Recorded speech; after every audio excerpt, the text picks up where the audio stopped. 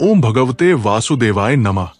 प्राचीन भारत के विशाल वनों और शांत गांवों में अनेक कहानियां छिपी हुई है जो हमें साहस, ज्ञान और सत्य की ओर ले जाती है। आज हम आपको ऐसी ही एक अद्भुत कहानी सुनाने जा रहे हैं। एक कहानी जो न केवल हमारी आत्मा को छूती है बल्कि हमें जीवन और मृत्यु के सबसे गहरे रहस्यों को समझने का मार्ग दिखाती है। ये कहानी है एक नन्हे बालक नचिकेता की।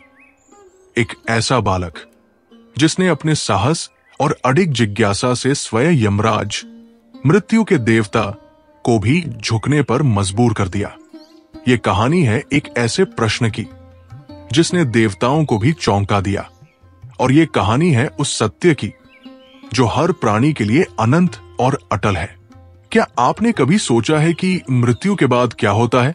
क्या आत्मा अमर है या सब कुछ यही समाप्त हो जाता है? क्या मृत्यु एक अंत है या केवल एक नया आरंभ? नचिकेता का साहसिक सफर हमें इन सभी रहस्यों की गहराई में लेकर जाएगा। तो मित्रों, अपनी कल्पना की डोर थाम लीजिए और तैयार हो जाइए इस रोमांचक यात्रा पर चलने के लिए। आज हम नचिकेता की उस अमर कथा को सुनेंगे जो युगों युगों तक प्रेरणा का स्रोत बनी रही। आइए इस दिव्य ज्ञान के महासागर में डूबकर परम सत्य को खोजें। चलिए कहानी शुरू करते हैं।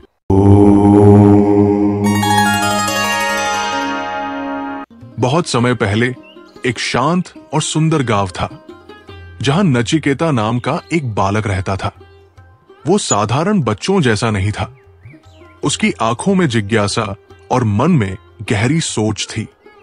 उसके पिता वाजश्रवा एक प्रसिद्ध ऋषि थे। उनका ज्ञान दूर दूर तक पहचाना जाता था, लेकिन उनका स्वभाव अभिमान और क्रोध से भरा हुआ था। वाजश्रवा के लिए धार्मिक कर्मकांड और यज्ञ बहुत महत्वपूर्ण थे, लेकिन उनके अंदर त्याग और सच्चाई की भावना कहीं खो गई थी। नचिकेता अन्य बच्चों से अलग था। जहां बाकी बच्चे खेतों में दौड़ते, खेलते कूदते, वो अकेला नदी के किनारे बैठकर विचारों में खोया रहता। उसकी सोच गहरी थी, जैसे वो जीवन के रहस्यों को समझने की कोशिश कर रहा हो। वो अक्सर खुद से पूछता, जीवन का असली अर्थ क्या है? क्या मृत्यु सचमुच एक अंत है या कुछ और? एक दिन वाजश्रवा ने एक बड़ा यज्ञ करने का निश्चय किया। ये यज्ञ भव्य था और इसे देवताओं को प्रसन्न करने के लिए आयोजित किया गया था। नियम के अनुसार यज्ञ में अपनी सबसे प्रिय संपत्तियों का दान करना था। यज्ञ के दिन गांव के सभी लोग एकत्र हुए। मंत्रों का उच्चारण होने लगा। अग्नि प्रज्वलित थी। वातावरण पवित्र लग रहा था। लेकिन नचिकेता ने कुछ ऐसा देखा जिसने उसे भीतर तक झकझोर दिया। वाजश्रवा ने दान के नाम पर केवल बूढ़ी, कमजोर और बीमार गायों को ही दिया। वे गायें इतनी दुर्बल थी कि न दूध दे सकती थी और न खेतों में काम आ सकती थी। नचिकेता के बाल मन में ये बात चुभ गई। वो सोचने लगा, क्या ये सच्चा दान है? क्या देवताओं को इस तरह धोखा देना धर्म है? क्या ये यज्ञ केवल दिखावे के लिए है? इन सवालों से परेशान होकर नचिकेता ने अपने पिता से साहसपूर्वक पूछा, पिताजी, आप मुझे किसे दान करेंगे? क्या मैं भी आपकी संपत्ति नहीं हूं? वाजश्रवा ने पहले तो नचिकेता की बात को अनसुना कर दिया, लेकिन नचिकेता बार बार वही सवाल पूछता रहा। उसके सवालों ने वाजश्रवा को झुंझला दिया। क्रोध में भरकर उन्होंने कहा, मैं तुझे यमराज को दान करता हूं। पिता के मुख से ये शब्द सुनकर वहां उपस्थित सभी लोग स्तब्ध रह गए। नचिकेता के लिए ये अप्रत्याशित था, लेकिन वो शांत रहा।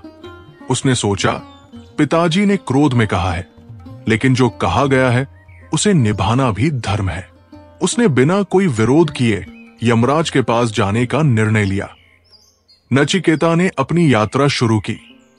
यह रास्ता कठिन और डरावना था। घने जंगल, अंधेरे घाटियां और ठंडी, खामोश नदियां। लेकिन इस छोटे से बालक का मन अडिग था।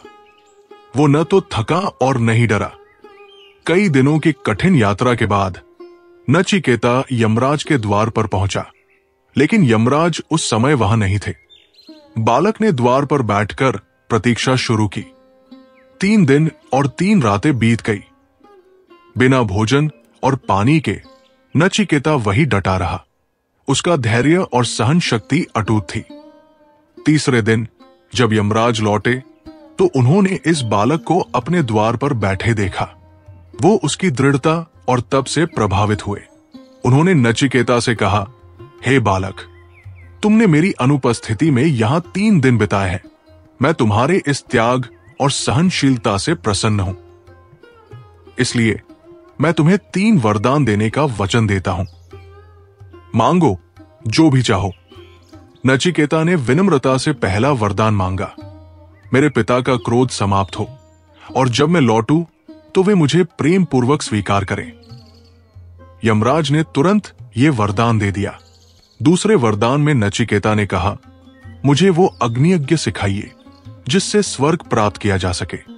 मैं इसे दूसरों को सिखाकर उनकी सहायता करना चाहता हूं। यमराज उसकी इस निस्वार्थ इच्छा से प्रसन्न हुए।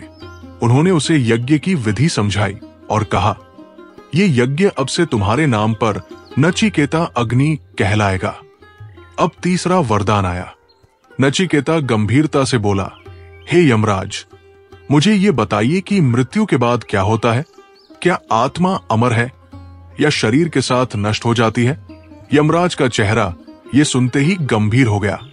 उन्होंने कहा, हे बालक, ये प्रश्न तो देवताओं के लिए भी कठिन है। इसे मत पूछो, इसके बदले कुछ और मांग लो। धन, वैभव या लंबी आयु, जो चाहो मैं तुम्हें दे सकता हूं। लेकिन नचिकेता अपनी बात पर अडिग रहा। उसने दृढ़ता से कहा, हे यमराज, धन और सुख तो क्षणिक है, लेकिन सत्य शाश्वत है। मैं सत्य को जानना चाहता हूं। यदि देवताओं को भी इसका उत्तर नहीं पता तो आपसे बेहतर मुझे कौन सिखा सकता है? यमराज बालक के इस अदम्य साहस और जिज्ञासा से प्रभावित हुए। उन्होंने एक गहरी सांस ली और कहा, ठीक है, मैं तुम्हें यह महान रहस्य सिखाऊंगा। ध्यानपूर्वक सुनो, क्योंकि ये ज्ञान अनमोल है। यमराज ने नचिकेता की दृढ़ता और जिज्ञासा को देखा। उनके मन में एक अद्भुत प्रशंसा जागी। उन्होंने कहा, ठीक है बालक, तुमने ये सत्य जानने का अधिकार अर्जित किया है। अब सुनो, लेकिन ध्यान से। ये ज्ञान गहरा और दुर्लभ है। यमराज ने अपनी गंभीर आवाज में समझाना शुरू किया। शरीर नश्वर है, ये समय के साथ नष्ट हो जाता है। जन्म, वृद्धावस्था और मृत्यु ये शरीर की अनिवार्य प्रकृति है। लेकिन आत्मन अमर है। ये आत्मा न कभी जन्म लेती है और न कभी मरती है।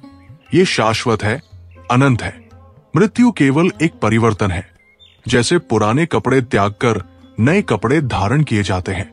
उन्होंने आगे कहा, सोचो, शरीर एक रथ है, मन उसकी लगाम है और आत्मा इस रथ का सवार है। लेकिन यह रथ तभी सही दिशा में जाएगा जब मन, इंद्रियों और इच्छाओं पर नियंत्रण होगा। जो अपनी इच्छाओं पर विजय पा लेता है वही आत्मा को पहचान सकता है। यही आत्मा को ब्रह्मा से जोड़ने का मार्ग है। यही अंतिम मुक्ति का मार्ग है। यमराज ने 2 मार्गों की व्याख्या की। उन्होंने कहा, जीवन में 2 रास्ते होते हैं, श्रेयस और प्रेयस। श्रेयस सत्कार्य और सच्चाई का मार्ग है। ये कठिन है, लेकिन यही आत्मा को मुक्त करता है। दूसरी ओर प्रेयस सुख और इच्छाओं का मार्ग है। ये सरल और आकर्षक लगता है, लेकिन ये आत्मा को भ्रम और बंधनों में फंसाता है। अधिकतर लोग प्रेयस को चुनते हैं, लेकिन केवल वे ही जो श्रेयस का मार्ग अपनाते हैं परम सत्य को पा सकते हैं। नचिकेता यमराज की हर बात ध्यान से सुनता रहा। एक एक शब्द उसके भीतर गहराई से समा रहा था। उसने अनुभव किया कि जीवन और मृत्यु वास्तव में विरोधी नहीं है। वे एक ही चक्र के हिस्से हैं, जैसे दिन और रात। जीवन मृत्यु की ओर बढ़ता है और मृत्यु नए जीवन का द्वार खोलती है। यमराज की शिक्षाओं ने नचिकेता को भीतर से बदल दिया। अब उसके मन में न कोई भ्रम था, न कोई भय। उसे अब मृत्यु का कोई डर नहीं रहा। उसने विनम्रता से यमराज को धन्यवाद दिया। हे प्रभु, उसने कहा, आपने मुझे जो ज्ञान दिया है वो अमूल्य है। मैं इसे अपने जीवन का आधार बनाऊंगा और इसे हमेशा सहेज कर रखूंगा। यमराज ने उसे आशीर्वाद दिया। उन्होंने कहा, जाओ हे नचिकेता, तुम्हारा जीवन लंबा और सार्थक होगा। तुम्हारा नाम युगों युगों तक अमर रहेगा। नचिकेता अपने गांव लौटा, लेकिन वो अब पहले जैसा बालक नहीं था। वो ज्ञान और आत्मविश्वास से भरा हुआ था। उसके पिता ने उसे देखकर खुशी से गले लगा लिया। वाजश्रवा को गर्व हुआ कि उनका पुत्र ऐसा महान ज्ञानी बन चुका था। नचिकेता ने अपने ज्ञान को दूसरों के साथ बांटना शुरू किया। उसने लोगों को सत्य और आत्मा के मार्ग पर चलने के लिए प्रेरित किया। उसके शब्द यमराज की शिक्षाओं की तरह अमर हो गए। ये कथा नचिकेता की है। ये हमें सिखाती है कि सच्चा साहस केवल मृत्यु का सामना करने में नहीं, बल्कि सत्य की तलाश में है। ये हमें याद दिलाती है कि जीवन का सबसे बड़ा धन न वैभव है, न सुख। सबसे बड़ा धन आत्मज्ञान है। तो मित्रों, क्या हम भी नचिकेता की तरह श्रेयस का मार्ग अपनाने के लिए तैयार हैं? क्या हम अपने भीतर के सत्य की तलाश करेंगे और जीवन के गहरे अर्थ को समझने का प्रयास करेंगे? ओम शांति, शांति, शांति।